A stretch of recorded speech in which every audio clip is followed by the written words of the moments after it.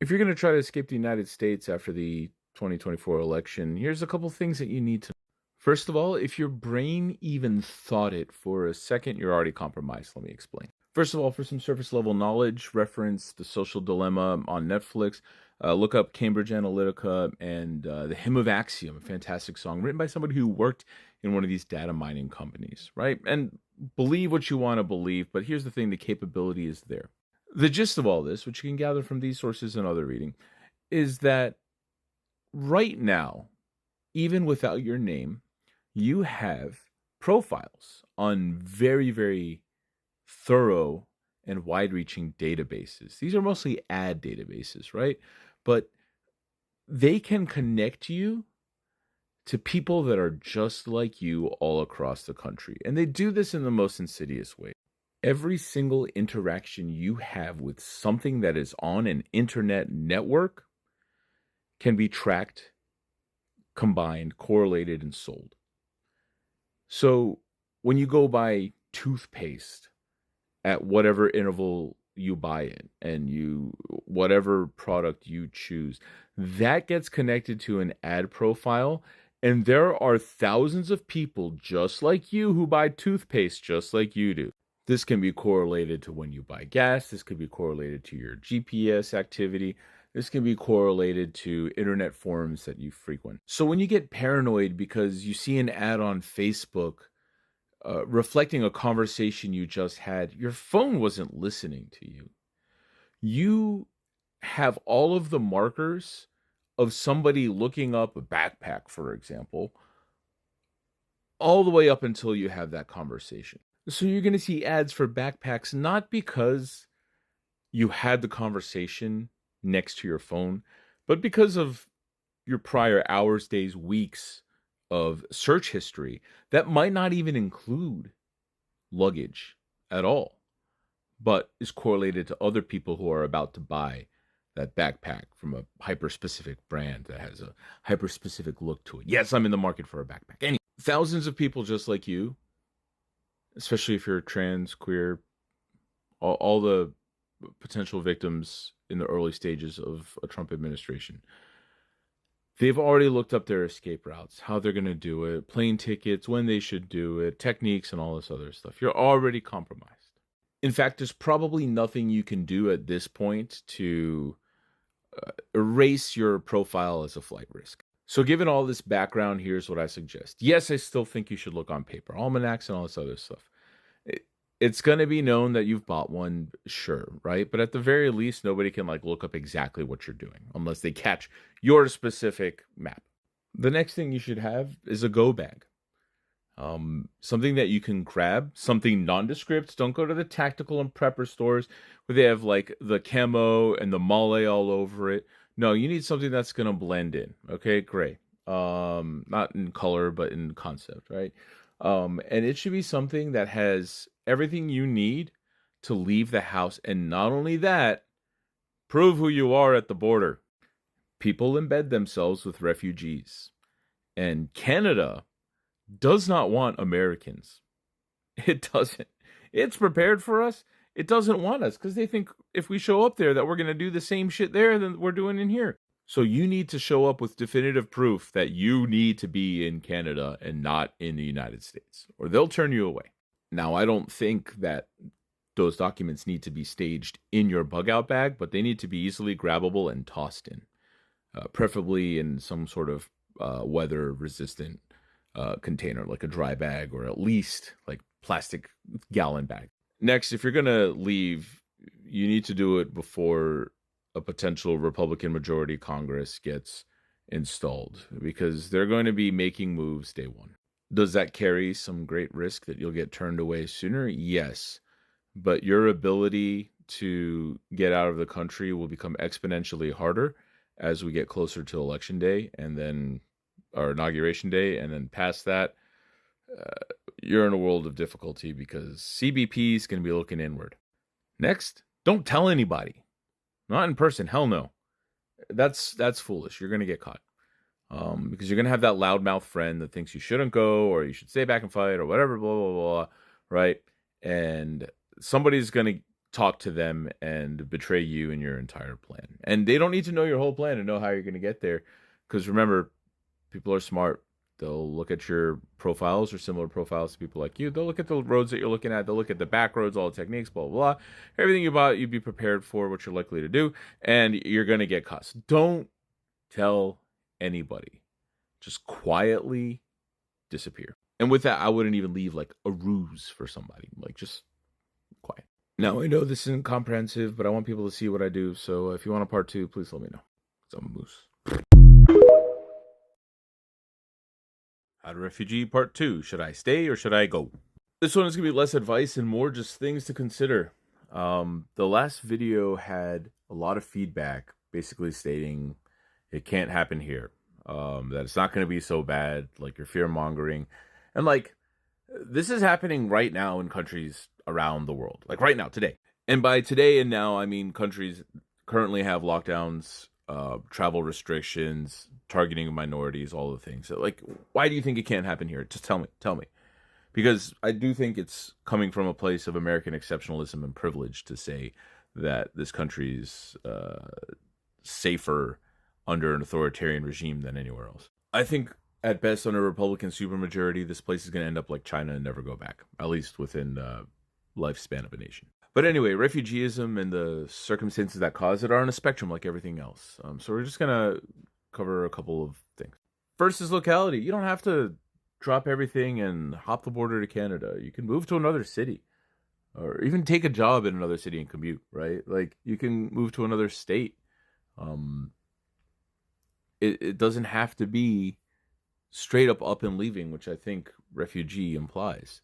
The United States does function like a collection of individual nations, and we see that with the laws in places and how they can be radically different just stepping across one border to the next. The difference is we have freedom of travel, of course, currently.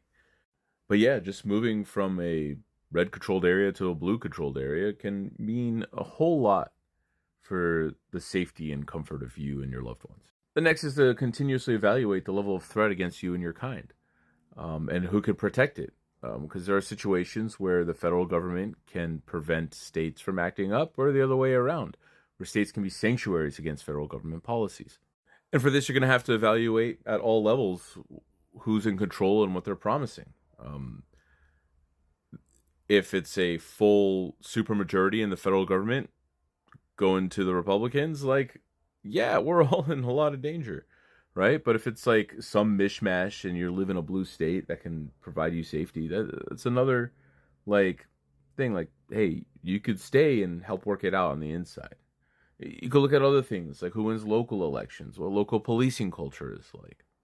But I think no matter who you are, we are in a time where always have a plan is the mindset you should be living under. You should always have a plan because we change way too much, way too quickly with such radical differences between the parties that we can go from a safe government to lockdowns overnight, relatively speaking. And I think a reason a lot of you undermine the significance of these certain times is like you think that this comes in like waves of support where all of a sudden like authoritarianism is popular, but it can like go back down again and be like, you know, weak.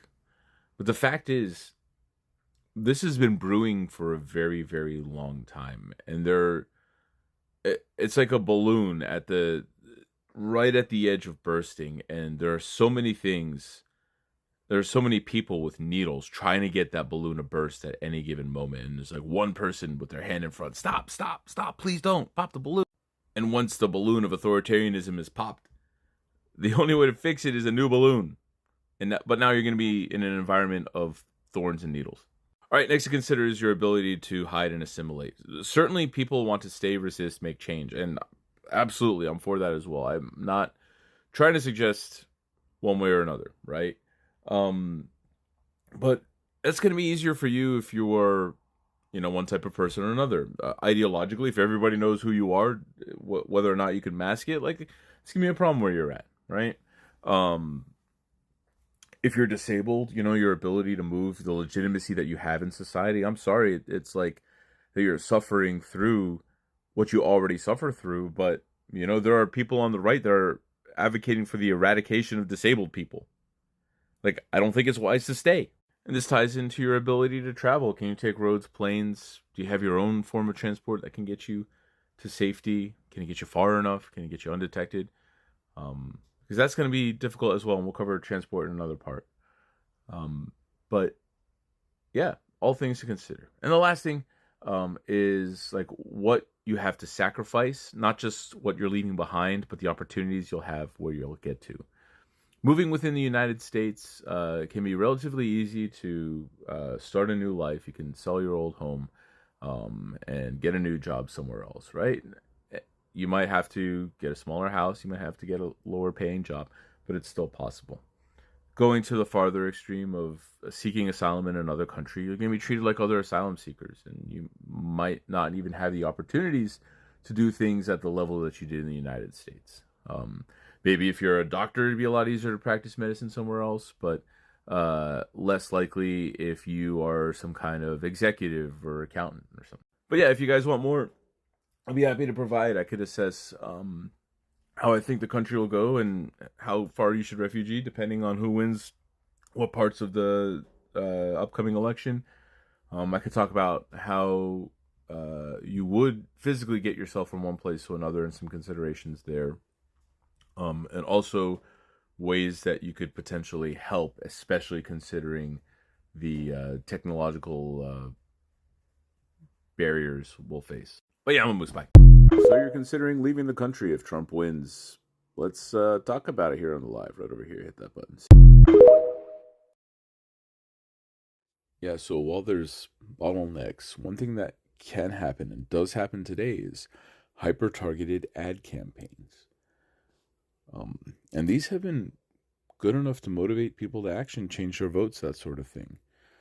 So how would it work in an authoritarian society? Well, even if they can't target individuals, they would see rates of these profiles showing up in places and maybe increase their law enforcement presence or motivate citizens to begin, being on the lookout for the other. Simple things like that.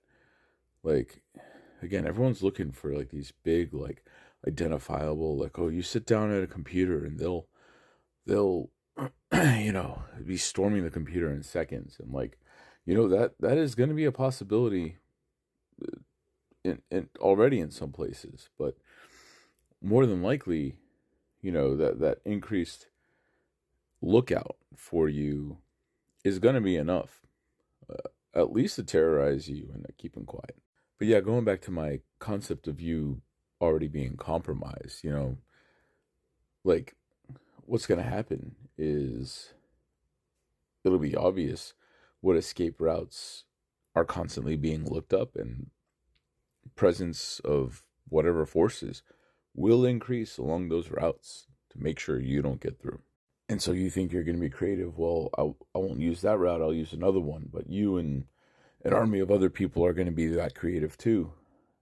And then you're going to be like, well, I'll out creative them. And, well, your third and fourth and fifth option are likely to be significantly compromised as well. Or the primary option for other people. And again, this is part of a large system of data. And your online profiles are just one component of that. It could be your voting record and timing. It could be where you live. It could be what your neighbors know about you. It could be your name and your name's origins. All sorts of things to watch out for. You joke, but there's precedent for this all around the world in the last 100 years for sure. Multiple nations have had issues where they would arrest people for simply defacing the image of one of their leaders. Hell, you guys here are calling for prison sentences for burning flags and stuff. I mean, yeah, it's desired by authoritarians. Nobody's making this shit up. There's dozens of governments and hundreds of years of evidence that this is what people can be like. So, like, what are you trying to prove with this? No, they're not going to let you leave. They're going to make you stay. That's a very, very common trait of authoritarian regimes. That getting a permit to leave or even a permit to travel within the country is extremely difficult. I mean, North Korea is the hyperbolic example, but like, I don't know, East Germany, right? Like, those walls are to keep people in. And they do this for numerous reasons. One, because it is part of maintaining their power structure. Again, authoritarians require hierarchy. Look at my videos, you'll understand. And everyone's gonna be disgruntled for how difficult life is under an authoritarian regime, and the middle classes of people, the working class, not current middle class, but the middle classes of people need a subjugated group to look down upon. So those people need to stay. They need to be doing all the terrible shit, the difficult jobs, the deadly work, right? The sacrifices to keep the machine running. And this also helps demonstrate the power of the nation to keep people in, not just internally to the world. And the world might not care, but the administration, authoritarian administration, will care. They do think that this form of strength projection is what is valuable. But they don't know any better. That's just what they think. And then again, the menial jobs thing. Like, what do the subjugated groups do? They do the slave labor. They do the equivalent jobs, right? The dangerous factory work, the hazmat, like all of that. And there's examples throughout history why they do this, you know. And then it's also an image thing. Like, people escaping the country looks bad. Again, they don't understand that other people already know and like that are paying attention, and they look weak in general anyway. But to the leaders internally and to the populace on the inside, letting people leave is a sign of weakness. The ideology cannot let it stand. It's not always rational. It's dumb for a reason. But yeah, they will force you to stay. Rest of it. Authoritarian regimes run single-party states. They all do it. China, Russia, Saudi Arabia, Libya, Iraq, Venezuela, fucking Nazi Germany, obviously. Like, there's too many examples to even list here. And just look at your own party. They're the ones declaring that the Democratic Party should be illegal. They're calling for a single-party state. Like, the words are out there for you to see. So I don't know what superimposing you think I'm doing. I'm just literally echoing the desires of Republicans. But, you know, you do you. No, they don't know you as an individual, but they know your trope. And if your trope is unique to your locality, like you're the one kind of person in an area where everybody else is the other, then it's not too hard to narrow you down. And if a situation were to turn sour and say the mailman notices that an advertisement uniquely goes to your house that doesn't go to other people on a regular basis, that's one way you could get found out if someone cared to find out. Another issue, and this happened in World War II, is if more people of your demographic live in a place, then there will be more law enforcement presence in your place. There will be more efforts to use those forces against you. Oh, that wasn't just World War II. The United States still practices this on the basis of race. And after saying all that, I'm realizing now that you're probably saying that the advertisements get it wrong, but that's not necessarily true. For one, even though you aren't interested in a lot of the particular stuff you're getting sent, other people like you are. The other thing advertising companies try to do is they try to get you to leap over to other things that people like you are leaping over to, or that they're getting paid to push in your direction. But in any case, it's all based on what kind of person they think you are. And ultimately, what you see in an ad profile isn't the point. It's the profile they have on you, as user number ABC2146255D, right? Like that's what you are, just some random string of characters, if even that. Um, and the fact is, these things don't have to get everything right to get enough right about you.